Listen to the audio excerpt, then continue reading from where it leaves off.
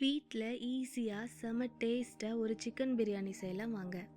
ஒரு குக்கரில் எண்ணெய் விட்டு எண்ணெய் காஞ்சதும் பட்டை, சோம்பு, ஏலக்காய், கிராம்பு, பிரிஞ்சி இலை, அன்னாசிப்பூ, கடற்பாசி போட்டு பொரிய விடலாம்.